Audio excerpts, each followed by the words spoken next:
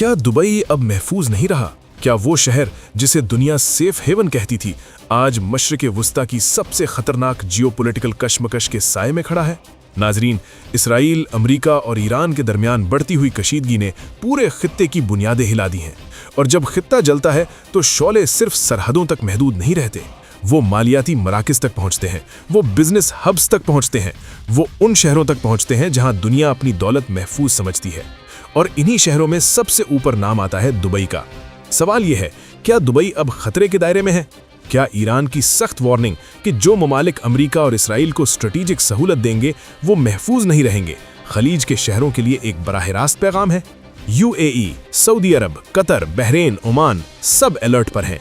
लेकिन सरमायाकारों की नजरें खास तौर पर दुबई पर जमी हुई हैं, क्योंकि दुबई सिर्फ एक शहर नहीं, ये एक आलमी मालियाती आसाब का मरकज है। यहाँ से खित्ते की तिजारत चलती है, यहाँ की बंदरगाहें मशरिक और मगरिब को जोड़ती हैं, यहाँ के एयरपोर्ट्स दुनिया के मसरूफ तरीन हवाई अड्डों में शामिल हैं, यहाँ अरबों डॉलर की रियल एस्टेट खड़ी है, यहाँ लाखों गैर मुल्की कारकुन और ताजर बसते हैं जिनमें करोड़ों भारतीय और पाकिस्तानी कम्युनिटी शामिल है। और यही वजह है कि जब खित्ते में मिसाइलों, ड्रोन्स और एयर डिफेंस सिस्टम्स की खबरें गर्दिश करती हैं तो खौफ सिर्फ धमाकों से नहीं, गैर यकीनी सूरत हाल से फैलता है। नाजरीन, ये जंग अगर मुकम्मल तौर पर फैलती है तो इसका पहला असर क्या होगा?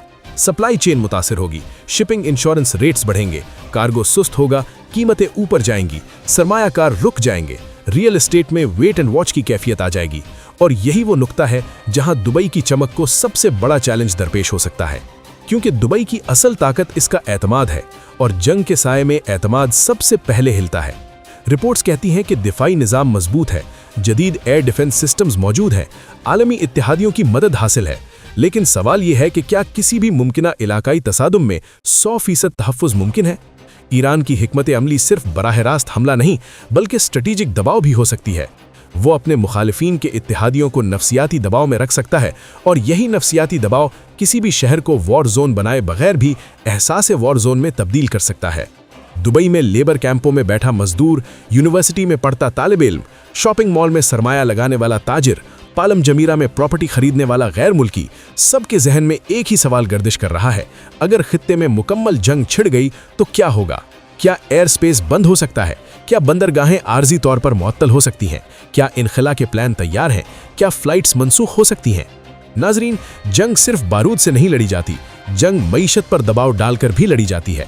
और अगर खित्ते में कशीदगी लंबी चली तो सियाहत सबसे पहले मुतासिर होगी, होटल इंडस्ट्री सुस्त पड़ेगी, बड़े इवेंट्स मुलतवी हो सकते हैं, नए मेगा प्रोजेक्ट्स की रफ्तार कम हो सकती है, और अगर सरमायाकारी रुक गई तो इसका असर आलमी मार्केट्स तक जाएगा।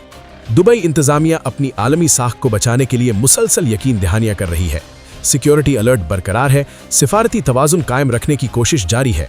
लेकिन हकीकत यह है कि मशरिक़ वुस्ता की जियोपॉलिटिक्स एक बार अगर पूरी शिद्दत से भड़क गई तो कोई भी शहर मुकम्मल तौर पर अलग नहीं रह सकता।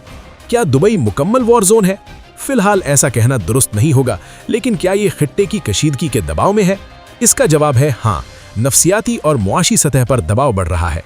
सवाल ये नहीं कि आज दुबई की सड़कें चल रही हैं या नहीं, सवाल ये है कि अगर ये कशीदगी मजीद बढ़ी तो क्या दुबई अपनी रफ्तार, अपनी चमक, अपनी आलमी शनाख्त बरकरार रख पाएगा?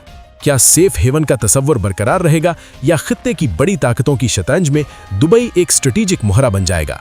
नाजरीन, वक्त तेजी से बदल रहा है, सिफारतकारी की मेज पर फैसले हो रहे हैं, दिफाई निज़ाम हाई अलर्ट पर है और दुनिया की नजरें खलीज पर जमी हुई हैं।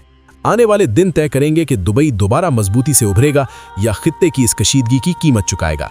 आप क्या सोचते हैं? क्या दुबई अब भी महफूज है या खित्ते की जंगी फजा ने इसके गिर्द खतरे का दायरा खींच दिया है? अपनी राय कमेंट सेक्शन में जरूर दें।